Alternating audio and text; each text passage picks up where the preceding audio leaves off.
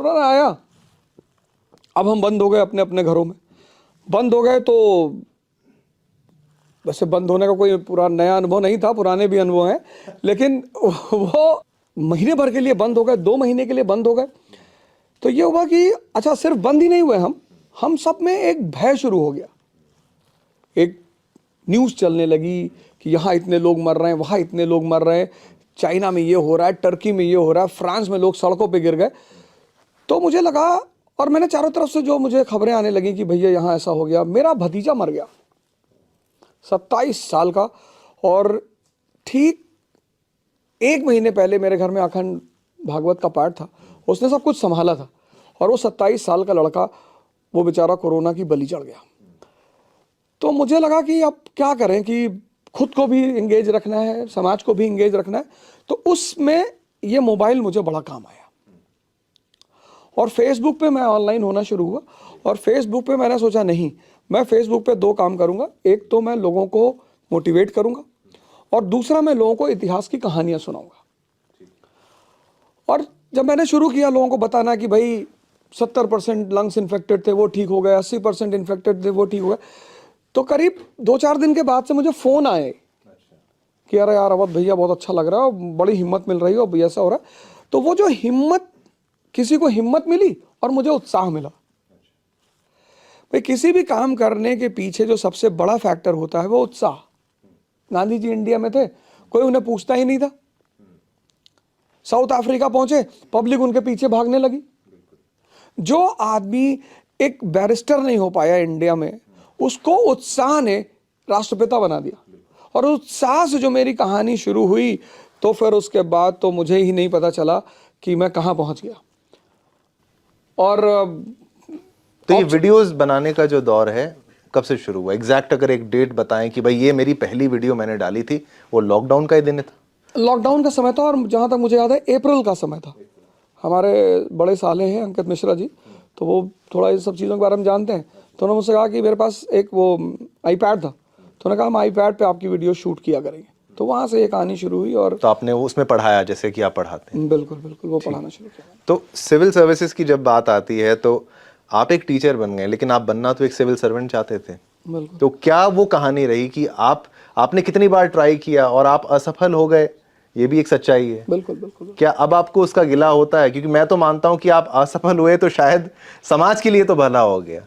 शायद आज अब अगर आप बन भी जाते एक बहुत बड़े आईएएस ऑफिसर, तो शायद ये फेम ना होता आपके पास। बिल्कुल। मैं तो सिविल सर्वेंट भी नहीं बनना चाहता था। अच्छा। मेरा इरादा ये था कि लॉ करेंगे, ठेकेदारी करेंगे और राजनीति करेंगे, शुद्ध राजनीति। हाँ। मेरे एक दोस्त हैं, वो थे, तो मैं उनके यहाँ रुका हुआ था एक रात। तो उन्होंने मुझे समझाना शुरू किया कि अवध कुछ नहीं पढ़ना होता है, और तुम्हारा वैसे भी फर्स्ट डिवीजन है इलाहाबाद यूनिवर्सिटी से, और ये है और वो है, और जमकर ब्रेन वॉश किया। भगवान जाने उन्होंने क्यों किया, पर उन्होंने किया। और वहाँ से मेरी तैयारी का दौर शुरू हुआ। लेकिन जब मैंने तैयारी शुरू की तो मुझे बायोलॉजी और जूलॉजी में फ़र्क नहीं पड़ता था। जैसे कहा ना, जूलॉजी और बॉटनी। अब मैं पहले दिन कोचिंग में जाके बैठा, और सब लड़के ऐसे ताव में बैठे हुए, कोई हिंदू लिए हुए, कोई चश्मा लगाए हुए, और हमें तो पूरा 2.5 घंटा बीत गया, कुछ पता ही नहीं चला। सब ऊपर से चला गया कि पता नहीं क्या बता रहा है यार, नेशनल इनकम उनकम कुछ कह तो रहा था ये टीचर। और लड़के फिर क्लास के बाहर निकले और एक दूसरे को देखते हुए कि हाँ यस वेरी गुड क्लास। तो हमें लगा कि फंस गए। मतलब इतनी बुरी स्थिति में आप थे कि आपको बेसिक कॉन्सेप्ट्स तक पता ही नहीं था। अच्छा। तो हमें लगा गए, लेकिन वापस नहीं जा सकते थे। ऑप्शन नहीं था। ऑप्शन इसलिए नहीं था क्योंकि सबको बता के आए थे, रिश्तेदारों को, दोस्तों को, पड़ोसियों को ये जीने नहीं देते कि बड़े ताव से गए थे आईएएस की तैयारी करने। तो उसमें मैं पूरे जिले में आपका हाँ पूरे जिले में इन्फॉर्मेशन थी कि भाई अवध जो आईएएस बनने गए। अच्छा, बन के ही लौटे। तो उसमें मेरी मदद की हमारे एक टीचर है मिस्टर पीएस रविंद्रन, उनसे मैं मिला। तो उन्होंने कहा अवध देखो, आईएएस की तैयारी जो होती है, पढ़ाई एक अलग चीज़ है, तैयारी एक अलग चीज़ है। तो मैंने कहा सर ये क्या अलग है? बोला जिसकी पढ़ाई अच्छी नहीं है, ये मैं आपके चैनल से कहना चाहता हूँ कि जिसकी पढ़ाई अच्छी नहीं है उसकी तैयारी कभी अच्छी नहीं हो पाएगी। वो इलाहाबाद में पढ़े, वो दिल्ली में पढ़े, वो लंदन में पढ़े, नहीं हो सकता। थोड़ा विस्तार से। हाँ, अब पढ़ाई का मतलब यह है कि आपको यह पता है कि औद्योगिक क्रांति क्या है, इंडस्ट्रियल रेवोल्यूशन क्या है, कब हुआ। लेकिन इंडस्ट्रियल रेवोल्यूशन क्यों हुआ, कब हुआ, कैसे हुआ, इसके क्या क्या डेवलपमेंट्स थे, ये तो पढ़ाई हो गई। उस पढ़ाई से जो एक पिक्चर, जैसे आज उत्तर भारत है, या हम पूरे भारत को ही कह लें, विशेषकर उत्तर भारत, जातिवाद फिर से उभर रहा है, संप्रदायवाद फिर से उभर रहा है। तो कहीं ना कहीं हर आदमी के मन में बात होती होगी कि यार ये क्यों हो रहा है। हम तो भारतीय हैं, 1947 में हम भारतीय बन गए, आज़ाद हो गए। अब तो यहाँ ना कोई ब्राह्मण है, ना दलित है, ना हिंदू है, ना मुसलमान है, बेसिकली सब भारतीय हैं। लेकिन ऐसा क्यों हो रहा है कि 75 साल बाद इस देश में ये कुरीतियां फिर सर उठा रही हैं? क्योंकि इस देश की अर्थव्यवस्था नहीं बदली। जैसे अमेरिका है, वहाँ इंडस्ट्रियल रेवोल्यूशन हुआ, तो जब औद्योगिक क्रांति हुआ तो औद्योगिक क्रांति ने इकोनॉमी को बदला, और जैसे इकोनॉमी बदलेगी वैसे ही समाज बदलेगा। आप अफगानिस्तान देखिए, वहाँ की औरतें गुलाम हैं क्योंकि उनकी इकोनॉमिक इंडिपेंडेंस नहीं है। Social independence depends upon economic independence. आप क्लास 6 में, 7 में, 8 में, 10th में पिताजी से पूछते थे कि पापा गोवा चले जाए। अब आप प्रेम में पूछ सकते हैं, सम्मान में पूछ सकते हैं, लेकिन आर्थिक दृष्टिकोण से नहीं पूछ सकते। तो ये जो तैयारी, आईएएस की तैयारी का मतलब होता है एक विजन डेवलप होना, कि उत्तर भारत में अगर जातिवाद खत्म करना है तो सबसे अच्छा तरीका क्या है, औद्योगिक क्रांति। क्या होगा इससे? अर्थव्यवस्था बदल जाएगी, इकोनॉमी बदलेगी, तो एक नया वर्ग समाज में पैदा हो जाएगा, कैपिटलिस्ट क्लास पैदा हो जाएगा, मिडिल क्लास पैदा हो जाएगा, वर्किंग क्लास पैदा हो जाएगा। तो ये जो नए क्लास पैदा हो जाएंगे, ये पुराने क्लास को पीछे कर देंगे। अब क्या होगा, वर्किंग क्लास में तो सभी होंगे ना, तो वर्किंग क्लास का एक कॉमन इंटरेस्ट होगा। अभी क्या है कि अभी ब्राह्मण है, दलित है, मुसलमान है, हिंदू है, सबके अलग अलग इंटरेस्ट है। लेकिन जहां औद्योगिक क्रांति हुई वहां एक क्लास होगा वर्किंग, एक क्लास होगा मिडिल, उस मिडिल क्लास में सब होंगे, तो इंटरेस्ट पूरे मिडिल क्लास का होगा, वो मिडिल क्लास एक हो जाएगा। तो आईएएस की तैयारी का मतलब पढ़ाई के ऊपर बना हुआ महल किसका? विजन का, फार साइटेडनेस का। ये है आईएएस की तैयारी, जो मुझे मिस्टर पीएस रविंद्रन ने बताया। ठीक है, तो आपको आईएएस की तरफ एक व्यक्ति लेके गए, ठीक है, बहुत सम्मान के साथ।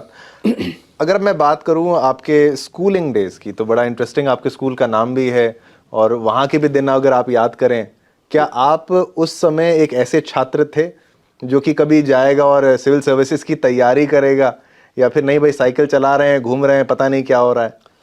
नहीं, स्कूल में तो मुझे फातिमा इंटर कॉलेज गोंडा में है, और काशी है, मक्का है हमारे लिए वो। स्कूल में पढ़ने बहुत कम गया, मेरी अटेंडेंस थी 39% 12th में। फादर साइमन मेरी क्लास में आए और उन्होंने मुझसे कहा कि mister Ojha, you will not be allowed to sit in the 12th board examination. मैंने कहा वाई फादर? वो इस तरीके से ही बात करते थे। हाँ, मैंने कहा वाई फादर? बोले योर अटेंडेंस इज सिंपली 39%। मैंने कहा ओके फादर, कोई बात नहीं फादर, यूपी बोर्ड का तो भर ही रखा है। तो बोले what do you mean by UP board? मैंने कहा वो आप जाने दो, आप नहीं समझ पाओगे। 2 दिन बाद अटेंडेंस रजिस्टर गायब हो गया, उसका भी इल्जाम मेरे ही ऊपर है। होना भी चाहिए। और उस रजिस्टर को एक ऐसे आदमी ने निकाला था, अच्छा, जिसकी इमेज संत की थी हमारे स्कूल में। अभी वो दुबई में है, दानिश भाई, मैं उनको इस चैनल से शुक्रिया भी कहना चाहता हूँ कि वो जहाँ रहें खुश रहें, खुशहाल रहें। दानिश फिरोज शमसी, बहुत अच्छे दोस्त हो, बहुत अच्छे खानदान से बड़े थे। नहीं, दोस्त थे मेरे, पता नहीं क्यों मेरे साथ रहते थे। इतने अच्छे व्यक्ति थे तो नहीं, कुछ लोगों के अंदर कुछ बुराइयां नहीं होती, लेकिन वो रहते बुरे लोगों के साथ हैं। और भाई हमारा क्या था कि भाई स्कूल के बाहर निकले तो सिगरेट जला ली, ये कर लिया, वो नेक स्कूल के दिनों से सिगरेट पिया लगता था कि लिखना पड़ेगा। हमें लगता था, एक्चुअली हम भी कहाँ से इंस्पायर्ड थे, दीवार देख के, लावारिस देख के। हमारा भी तो कोई इंस्पिरेशन था बॉलीवुड। तो बॉलीवुड में दिखाते थे बदमाशों की हाथ थोड़ा तिरछा करके और सिगरेट लेकर और चेन बना रहे, तो वहां से हमें पता चलता था कि बदमाशी का मतलब होता है सिगरेट पीना। तो जब हम स्कूल के बाहर खड़े होकर पीते थे तो हमें लगता कि लोग बहुत गौर से देख रहे होंगे कि अब दो बहुत ऐसा प्राउड फील। हाँ, एक मतलब मैच्योर हो गए और बड़े हैं और तोप खान टाइप के आदमी। तो दानिश भाई ने वो रजिस्टर गायब किया। और उस रजिस्टर की कहानी है कि मेरे फादर प्रिंसिपल ने मुझसे कहा कि FIR कराई उन्होंने, मेरी माँ लॉयर, तो उन्होंने कहा यार तुमने लिया है कि नहीं। रजिस्टर के लिए? हाँ, चोरी है ना वो, इसके लिए FIR तक हो गई? FIR हो गई। और हमारे कोतवाल सामने में बुलाया और सेम रजिस्टर, हूबहू वही रजिस्टर सामने, बोले ये मिल गया रजिस्टर, पर जिसने वापस किया वो आपका नाम ले रहा है। मैंने कहा सर पहली बात तो मैं ले ही नहीं गया, और दूसरी बात जो ले गया वो आपको दे गया, आप मेरा नहीं बोले, वो आपका नाम ले रहा है। क्योंकि जिस दिन वो रजिस्टर चोरी हुआ था उसकी शाम को वो जला दिया गया था, तो रजिस्टर वापस आने का कोई चांस ही नहीं था। कुछ एकदम फिल्मी स्टाइल से आपकी जीवन की शुरुआत हुई है। तो फिर खैर अब फादर के पास कोई सबूत तो था नहीं, हमने +2 का एग्जाम दिया, बच गए, और दोस्तों की वजह से पास भी हो गए। माता जी से कहता था कि मैया मैं साइंस पढ़ने के लिए नहीं पैदा हुआ हूँ, मुझे ये इनर्शिया, मास, मोमेंटम, फोर्स, ये सब बहुत, हाँ ये सब नहीं समझ में आते। बोलती थी अरे मेरा सपना है डॉक्टर तुम बनोगे। अब मैं कैसे डॉक्टर बन सकता हूँ, कितना पेशेंस का काम है डॉक्टर का, वो फोर्क पकड़ के स्किन उठाना। मेरा तो है कि डाल के खोलो पहले, देखो क्या है इसके अंदर। हर आदमी का नेचर ऑफ जॉब है, तो हम इतना थोड़ी देख सकते हैं कि चाकू को भी ऐसे ही, हाँ कि अरे भैया, हाँ वो थोड़ी करेंगे। लेकिन वो कहती थी नहीं, ये पेरेंट्स की, मतलब मैं इस प्लेटफॉर्म से ये भी है कि मैं पेरेंट्स से कहूँगा कि आप अपने बच्चों की भी भावनाओं को रिस्पेक्ट करें। सिर्फ ऐसा नहीं कि आप कुछ चाहते हैं, और आज के ज़माने में, हमारे समय में तो खैर स्कोप कम थे, लेकिन आज तो कितने सारे स्कोप हैं, अनलिमिटेड है। तो मुझे नहीं लगता कि माँ बाप को बच्चों को प्रेशराइज करना चाहिए, नहीं करना चाहिए। तो आपके मेरे पिताजी, मुझे लगता है कि शायद भगवान, उनके नाम के साथ, हाँ, श्री माता प्रसाद ओझा जी, वो मुझे लगता है कि भगवान उनके रूप में आया मुझे, जिसको कहते हैं पालने के लिए, बड़ा करने के लिए, ट्रेन करने के लिए।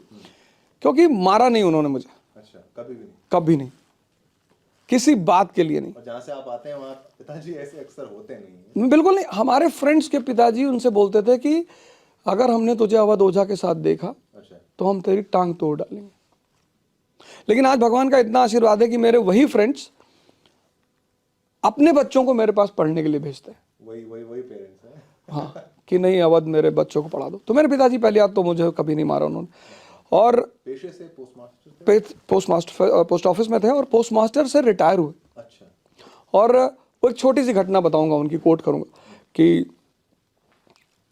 गोंडा से लखनऊ की MST बनती थी 500-550 रुपए की। तो उनका तरीका क्या था मुझसे बात करने का, मुझे समझाने का। तो MST बनती थी तो 550 में जनरल की MST, और 50 रुपये में शायद SC की MST बनती थी। तो 50 या 100 ऐसे कुछ था, मुझे याद नहीं, एग्जैक्ट नहीं याद है। तो उन्होंने कहा मैंने बनवा लिया, SC का MST बनवा लिया, जुगाड़ उगाड़ लगा के। तो मैंने अपने पिताजी से कहा, मैंने कहा 50 रुपये में महीने भर लखनऊ जाएंगे। कहे अच्छा कैसे? तो मैंने कहा वो SC का सर्टिफिकेट बनवा लिया था। तो बोले अच्छा वाह यार, तो 50 रुपये में पूरे महीने जाओगे? मैंने कहा जी पूरे महीने जाएंगे। कहे बहुत अच्छा, इसी को टैलेंट कहते हैं। और तुम यार 50 रुपये के लिए SC हो गए, तो 50,000 रुपये में तो तुम दलाल हो जाओगे। और इतना कह के वो उठे और चले गए। और मैंने MST फाड़ी। फिर मैंने उनसे कहा कि कुछ समझाना हो तो, ये सब क्या करते हो? बोले यार तुम्हें समझ में नहीं आ रहा, वो सुविधा दी गई है किसी समुदाय विशेष को, वो गरीब हैं, वो मेन धारा में नहीं है, तो और तुम्हें जब बेईमानी ही करनी है तो कुछ ऐसा करो कि इतिहास में सिकंदर के बाद बेईमानों में तुम्हारा नाम रहे। जब महिला ही खा रहे हो तो गौरैया के क्यों खा रहे हो, हाथी का खाओ। मैंने कहा हाँ यार ये बात तो सही। तो ये शख्सियत है उनकी। और कभी नहीं मैंने कहा ये करना है, नेतागिरी करनी, हाँ करो, ठेकेदारी करनी करो, मतलब मैं जो कहता हूँ उनके लिए ब्रह्म वाक्य। कभी आपको रोका नहीं, टोका नहीं? कभी नहीं। हमसे वो सिगरेट वाला इंसिडेंट था कि जब वो मेरे लिए सिगरेट का डिब्बा लेकर आए और कहीं देख लिया उन्होंने, दुकान के पीछे खड़े होकर सिगरेट पी, वो लेकर आए आपके लिए? हाँ, मैं दुकान के पीछे कहीं पी रहा था सिगरेट, देख लिया उन्होंने। अब वो देख लिया तो उन्होंने शाम को मुझसे पूछा कि सबसे अच्छी सिगरेट किस ब्रांड की।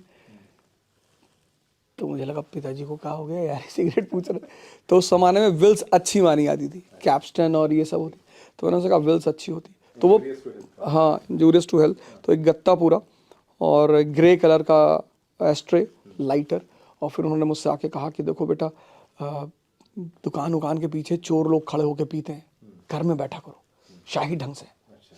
तो उन्होंने कहा तुम जो काम करते हो अगर उसमें गिल्ट पैदा हो रहा है, ये मैं सबसे कह रहा हूं, आप जो काम करते हैं अगर उसमें गिल्ट पैदा हो रहा है तो मानी सी बात है कि आप गलत कर रहे हैं, और अगर आप गलत कर रहे हैं तो आप उसे छोड़ दें।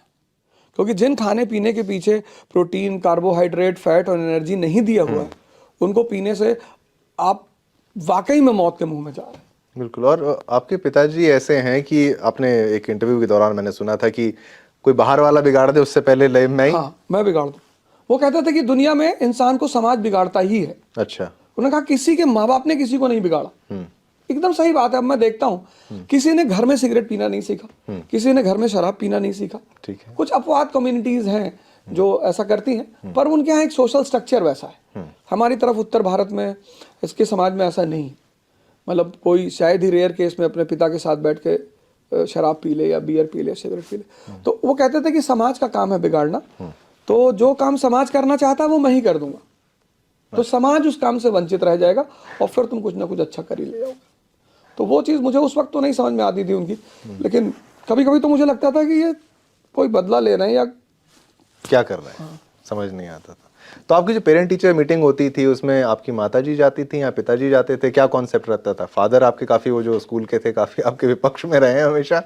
पिताजी तो कभी नहीं गए, एक बार गए थे बस, वो शराब वाला इंसिडेंट था उसमें गए थे। हाँ, क्या वो किस्सा क्या था जरा? नहीं, उसमें ये था कि शराब की बोतल पकड़ी गई स्कूल में। तो फादर प्रिंसिपल ने आके मुझसे कहा कि you bring, I today I got the evidence, you bring liquor in the school. तो मैंने कहा नो सर। अरे बोले यू हैव ब्रॉट इट। अच्छा। तो वो ले गए मुझे अपने ऑफिस में, तो वहाँ बॉटल रखी हुई थी। बोले सी। तो मैंने बॉटल को बड़े गौर से देखा, फिर मैं भाग के अपने क्लास में गया, अपना बैग दौड़ के लेकर आया और फिर फादर के सामने मैंने बैग खोला। मैंने कहा father my bottle is in my bag. तब उन्होंने कहा you know what you are doing, go and call your father. पिताजी मेरे आए सुबह, तो फादर ने उनसे बताया कि आपका लड़का स्कूल में शराब पीता। तो उन्होंने ऐसे देखा मेरी तरफ, स्कूल में नहीं पीते हैं ना, घर पे पिया करो। चलो समझा दिया, बोले अब नहीं पिएगा, मत पीना। समझा दिया। तो वो तो पहले बेचारे शॉक हो गए कि यार ये कैसा बाप है। उन्होंने इमेजिन किया था कि मारेगा ये। मारा नहीं उन्होंने। फिर जो है वहाँ एक मेरे सीनियर बैठे थे, उन्होंने फादर से कहा कि फादर आपने गलत आदमी को बुला लिया, इन्हीं की वजह से तो ये बर्बाद है, इसकी माँ को बुलाइए। अच्छा। तो दूसरे दिन माता जी आई, तो उन्होंने तो सुनते ही पीटना शुरू कर दिया। तो फादर को बड़ी खुशी हुई कि हाँ हाँ ये राइट पर्सन है, I call the right person. लेकिन मेरे माँ बाप एक अच्छा कॉम्बिनेशन है। एक घर में प्रेशर होना ही चाहिए। पहले मुझे लगता था मेरी माँ दुश्मन है मेरी, लेकिन वो बहुत अच्छा काम किया उसने। तो आपके पिताजी को हैंडल कैसे किया आपकी माताजी ने, क्योंकि वो एक अलग पर्सनालिटी है? हैंडल क्या, मेरी वजह से झगड़ा होता रहता था। एक बार डाइवोर्स की नौबत आ गई, मेरी माँ ने कहा मैं रहूंगी नहीं। उस दौर में डाइवोर्स बड़ी बात थी। हाँ, बड़ी बात। हाँ, तो क्या किस तरह की डाइवोर्स होने की बात आ गई? मतलब दुनिया भर के उठपटांग काम करने, कहीं ताश की गड्डी पकड़ी जा रही, कहीं कुछ पकड़ा जा रहा है, कहीं शराब पकड़ी जा रही है, बीड़ी बंडल रखा हुआ है। तो अब माँ का तो दर्द जायज सा है ना कि बेटा, एक ही बेटा है, वो भी मिटता जा रहा है, और पिताजी कह रहे हैं कि नहीं बहुत सही जा रहा है। नशा 9 रत्नों में से एक है। बहुत कितना बर्दाश्त करेगा कोई आदमी। उन्होंने कहा मुझे रहना ही नहीं। खैर किसी तरह मुद्दा शांत हुआ, लेकिन वो अच्छा। माता जी आपकी लॉयर?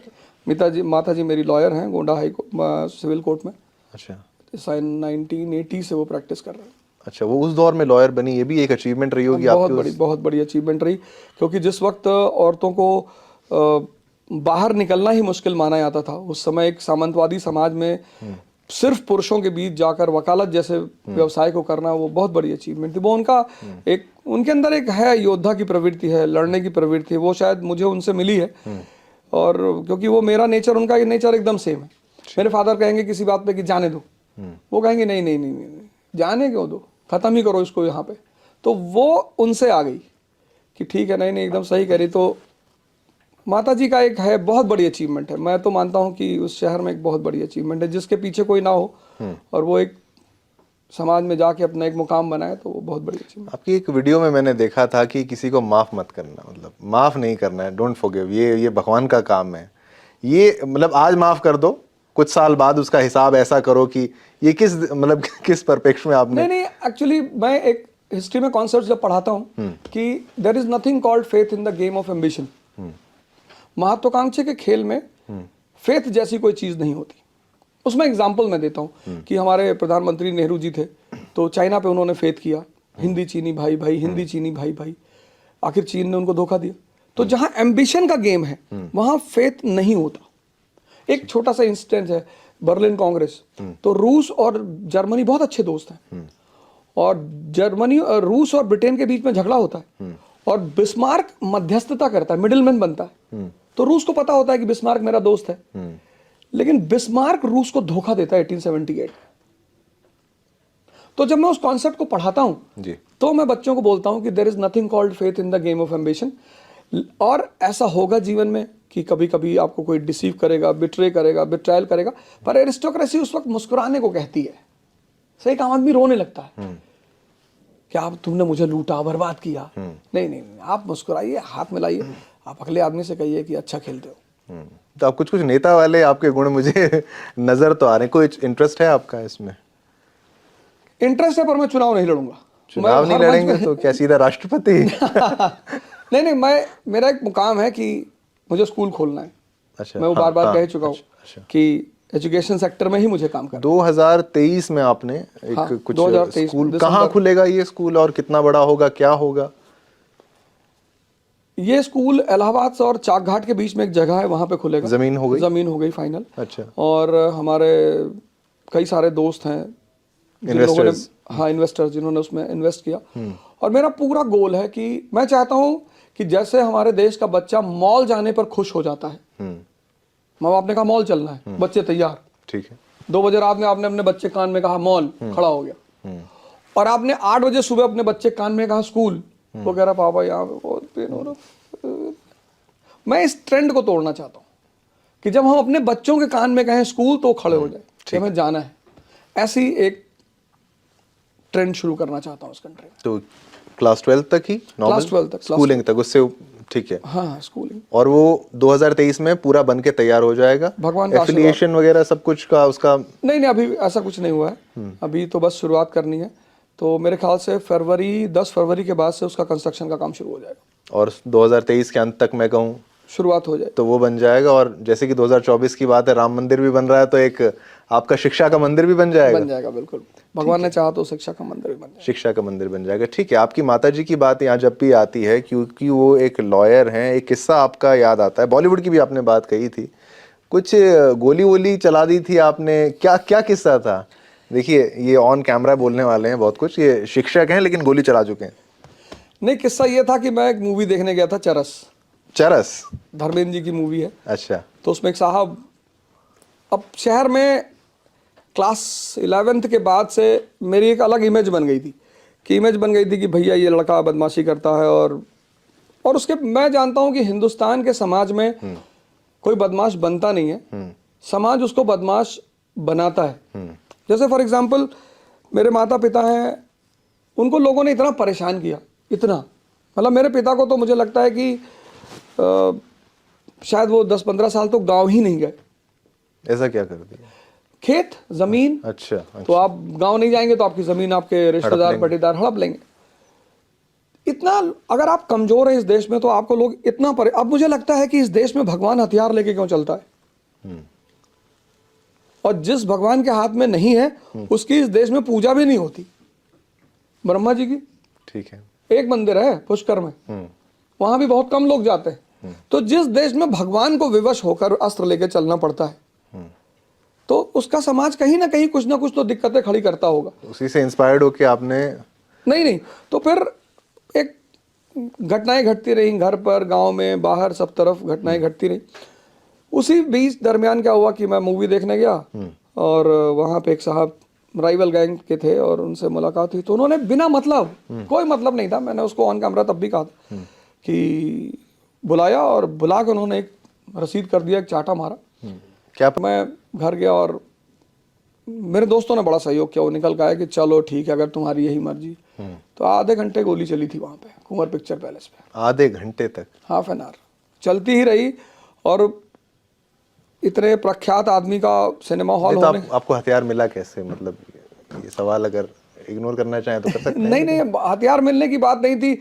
आज भी मिर्जापुर देखने के बाद शायद ये सवाल कोई नहीं करे, क्योंकि यूपी अब तो, तब तो खैर बहुत सीमित संसाधन थे, अब तो यह है कि हर गली कूचे में हर चीज अवेलेबल है।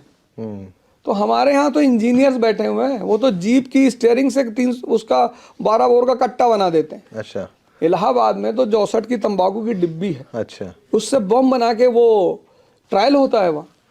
वो रैगिंग यहीं से शुरू होती है। लीजिए, आप एक एक्टर होते, कलाकार होते, आपको बोलता मैं एक आप किरदार चुन लीजिए मिर्जापुर में, आप कौन सा किरदार आप दिल से बताइए, मैं फिट बैठता हूँ इस किरदार के लिए, बोल दीजिए कोई नहीं, मैं ऐसा। तो अखंडानंद का अरे वाह आइडियल आदमी है वो, मतलब जो उसकी परफेक्शन है वो एक। और पंकज जी ने बहुत अच्छी अदाकारी भी की स्क्रिप्ट के हिसाब से, मतलब मुझे लगता है उस अदाकारी को उनसे अच्छा कोई शायद चिल्लम ही कर चिल्ली पाता। नहीं, कोई हाँ, नाटक हाँ, नहीं, बिल्कुल बड़े प्यार से सलीके बिल्कुल से। बिल्कुल डायलॉग, मतलब जब वो सीएम के साथ बैठते हैं और कहते हैं कि मेरे बेटे की बलि मांग रहे थे, अपने बेटे की बलि कोई देता है? तो सीएम साहब कहते हैं हमारे पार्टी की छवि वो भी सुधर जाएगी। पीछे एक खरगोश बैठे हुए हैं। गोरखपुर गोली कांड में ये भी थे। अच्छा, नवाज भाई का जो गांजा की स्टिक पकड़ने की स्टाइल है वो, इंजूरियस। हाँ, वो एक गंजेड़ी ही पकड़ सकता है, या तो उसने बहुत प्रैक्टिस की हो। जिस तरह से वो एक हाथ से लुंगी लपेट कर दूसरी हाथ से खींचते हैं, वो एक नौसिखिया आदमी नहीं कर सकता। वो कोई बहुत पेशेवर आदमी जिसने कम से कम उसको 10 साल किया हो, वो कर सकता है। तो वो एक्टिंग को रियल प्रेस कर देना, निटी-ग्रिटीज, बारीकियां, वो जिस तरीके से वो निभाई गई। बिल्कुल बिल्कुल। ठीक है, अब यंग वासेपुर की बात हो गई, मिर्जापुर की बात हो गई, आपका भी एक किस्सा है कोई बल्ले का? बल्ले का यही था कि हमारे गुरुजी थे, तो उनको भाई जिनके माँ बाप अच्छे पदों पे थे उनसे बड़ा लगाव था। अच्छा। मैं तो ये हमारे देश के सम्मानीय टीचरों से मैं निवेदन करूंगा कि कभी किसी भी विद्यार्थी के माँ बाप के बारे में ना पूछें। और हर विद्यार्थी जब भी किसी शिक्षक के पास जाता है तो वो उसको अपना माँ बाप समझकर ही जाता है। ठीक। विद्यार्थी और डॉक्टर, शिक्षक और डॉक्टर, दो लोगों के पास जब भी लोग आते हैं तो सब कुछ मानकर ही आते हैं। माई बाप है। तो ऐसे में अगर शिक्षक बायस्ड होता है तो उससे बच्चा आहत बहुत होता है। तो हमारे टीचर थे, तो उनकी आदत थी कि जो बड़े घरों के लड़के हैं उनको टीम में रखना है, उनको ज़्यादा प्रोत्साहित करना है, मोटिवेट करना है। तो एक मैच में मैंने अपने टीचर से कहा, मैंने कहा साहब हमको भी खिला लीजिए। तो बोले तुम्हारे बाप कभी बैट बॉल पकड़े? अब आप बताइए कि किसी शिक्षक को इस तरह की बातें शोभा देती? बिल्कुल नहीं। मैंने कहा ठीक है सर, मेरे बाप तो बैट बॉल नहीं पकड़े हैं, लेकिन मैं पकड़ा हूँ और मैं आपको बताऊँगा कैसे बल्ला चलाया जाता है। तो बेचारे उसके बाद किसी ने उनको बोरा डाल के मारा, और अभी बड़ा इल्जाम लगाते रहे कि सब अवध ओझा का काम है। ये किसका काम था? नहीं, किसी का भी रहा हो, क्योंकि सताया तो उन्होंने बहुत लोगों का था, लेकिन वो बेचारे बड़े दुखी हुए इस बात को लेकर। तो इसमें आपका हाथ? नहीं, मेरा था। अच्छा, तो उसका केस था। तो उसमें एक ही दिन में जमानत हुई थी, पहली बार ऐसा हुआ था, क्योंकि 307 भी नॉन अवेलेबल वारंट होता है। बिल्कुल। तो उसमें पहले ही दिन, एक ही दिन में लोअर कोर्ट और सीजीएम के कोर्ट में एक ही दिन में जमानत हुई थी। वो एक रेयर इवेंट था। और वो भी जमानत, चूंकि जो वकील समुदाय थे वो सब एक साथ हो गए थे कि नहीं भाई, हम स्टाफ का लड़का है और ऐसा है वैसा। अच्छा। तो वो एक दिन में जमानत। तो आपको पूरे स्टाफ ने मिलकर एक तरीके से? सबने वो पूरी वकील समुदाय ने, गोंडा का जो पूरा वकील समुदाय था, वो आपके साथ? वो साथ था, मतलब हमारे परिवार के साथ। आगे बढ़ो हम तुम्हारे साथ। पिताजी को लोग हमारे बहुत मानते हैं। अच्छा। आज भी मेरे शहर में लोग मेरे पिताजी को बहुत मानते हैं। इंटरेस्टिंग है। हाँ, तो चूंकि वो सबका ध्यान रखते हैं, ख्याल रखते हैं, तो शायद उन्हीं के सम्मान में, उन्हीं के इज्जत में। तो एक आइडियल डैड कैसा होना चाहिए? आपके पिताजी जैसा? हाँ बिल्कुल, मेरे आइडियल डैड पिताजी जैसा होना चाहिए, लेकिन फिर बेटा भी वैसा हो जो अपने पिता की बातों को समझे। जैसे मान लिया आपने अपने बेटे को कहा कि भाई ठीक है, तुझे सिगरेट पीना हो तो पी ले, पता लगा वो पीने ही लगा।